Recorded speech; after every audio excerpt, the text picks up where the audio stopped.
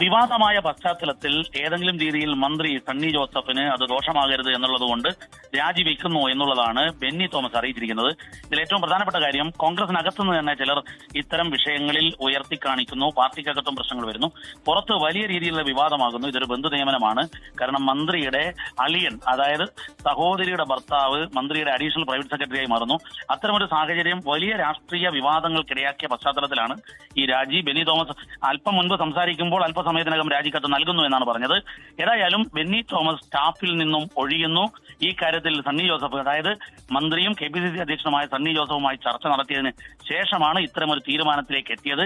രാജി ചോദിച്ചു വാങ്ങിച്ചോ എന്നുള്ളത് ഇവിടെ ആ രീതിയിൽ വ്യക്തത വന്നിട്ടില്ല. പക്ഷേ രണ്ടുപേർ ഒരുമിച്ച് ചർച്ച ചെയ്താണ് ഇത്തരത്തിലൊരു തീരുമാനത്തിലേക്ക് എത്തിയത് എന്നുള്ളതാണ്. ഏതായാലും ബെന്നി തോമസ് സണ്ണി ജോസഫിന്റെ അളിയൻ ഇനി പേഴ്സണൽ സ്റ്റാഫ് അംഗമായി ഉണ്ടാകില്ല. അഡീഷണൽ പ്രൈവറ്റ് സെക്രട്ടറിയായാണ് അദ്ദേഹത്തെ നിയമിച്ചത്. ആ നിയമന ഉത്തരവ് തന്നെ വലിയ വിവാദമായിരുന്നു. വലിയ രീതിയിൽ രാഷ്ട്രീയ വിവാദമായി. സഭയിൽ ആ കാര്യം വിവാദമാക്കാൻ പ്രതിപക്ഷം നോക്കി. പക്ഷേ എന്നാൽ സഭയിൽ സണ്ണി ജോസഫ് മറുപടി പറഞ്ഞില്ല. കോൺഗ്രസിനകത്തുള്ള ചിലർ പോലും ഈ കാര്യത്തിൽ പാർട്ടിക്കകത്ത് ഇതൊരു വിവാദമായി കൊണ്ടുവരികയും ചെയ്തു. അത് പ്രതിച്ഛായക്ക് ദോഷം ചെയ്യും. പ്രത്യേകിച്ചും സർക്കാർ വലിയ ഭൂരിപക്ഷത്തിൽ അധികാരത്തിൽ വന്നു. KPCC പ്രസിഡന്റ് തന്നെ മന്ത്രിയാവുന്നു.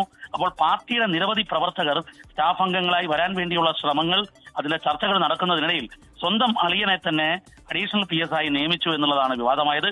അത് വിവാദമായ പശ്ചാത്തലത്തിലാണ് ഈ രാജി